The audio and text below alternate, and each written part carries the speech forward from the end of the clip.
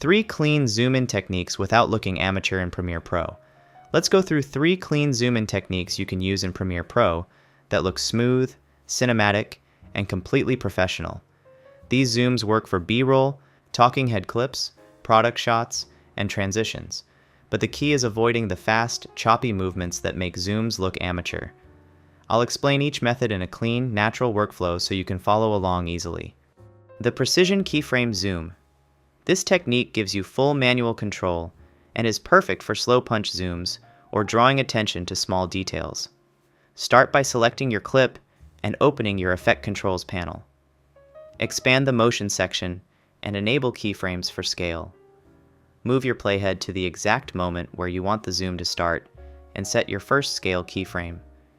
Now move forward a few seconds on your timeline, depending on how long you want the zoom to last, and increase the scale value slightly. Usually somewhere between 110 and 130 feels natural and avoids that artificial digital look. The key to making this zoom professional is smoothing the motion. Highlight both keyframes, right-click, and choose Ease In or Ease Out to soften the acceleration. This removes all stiffness and gives you a smooth, floating zoom that feels intentional instead of abrupt.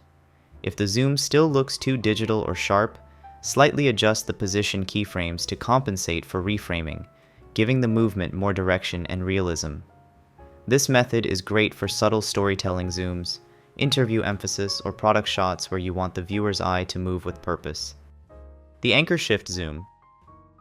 This method makes your zoom look like a real lens movement instead of a basic scale increase.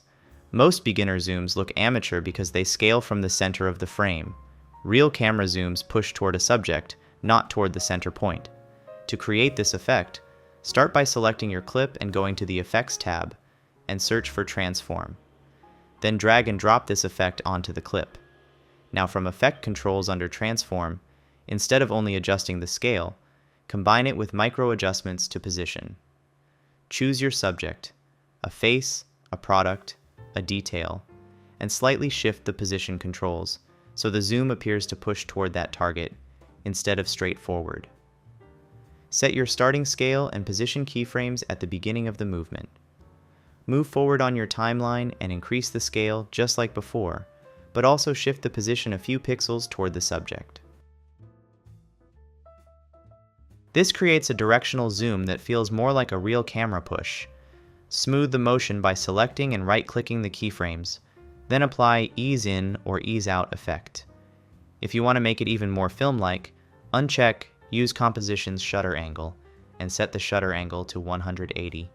This adds natural motion blur during the zoom, which completely removes the digital sharpness and creates a clean push-in that looks like it came straight from a cinema lens. This technique is perfect for creating dramatic emphasis or guiding the viewer to a specific detail in a professional way. The Mask-Focused Zoom. This technique is one of the cleanest because it lets you zoom into your subject while keeping the background stable, giving a controlled, depth-focused look. Start by selecting your clip and going to the Effects panel, searching for Lumetri Color, and adding this effect to the clip. Then switch to Effect Controls, and inside the Lumetri controls, create an ellipse mask around your subject, depending on the shape you want to isolate. Increase the feather to around 80 to 150 so the edges stay soft and invisible. Now enable keyframes for the mask path, mask feather, and mask expansion if you want the mask to follow the subject. Then click on this forward icon to start the tracking process. Once your subject is isolated, go back to the main motion controls and set scale and position keyframes exactly like before. But this time, only the subject receives the zoom-in effect visually, while the background stays calm and consistent. This gives the impression of a lens pulling the viewer's attention toward the subject instead of zooming into the entire frame. If you want to enhance the effect, slightly darken the background using Lumetri Color. First, click on this inverted box, and then open Basic Correction.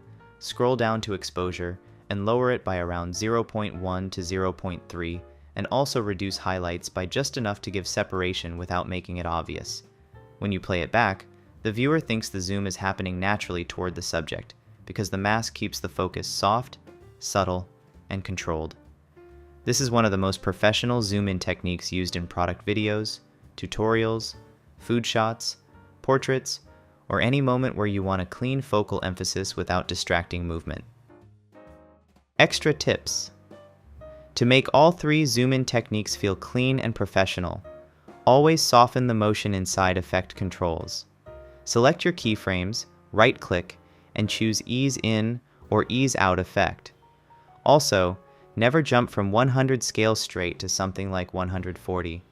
Keep your increases subtle so the zoom feels intentional instead of distracting. If your zoom looks too digital, apply the transform effect and add motion blur by disabling Use Composition Shutter Angle and set the shutter angle to 180.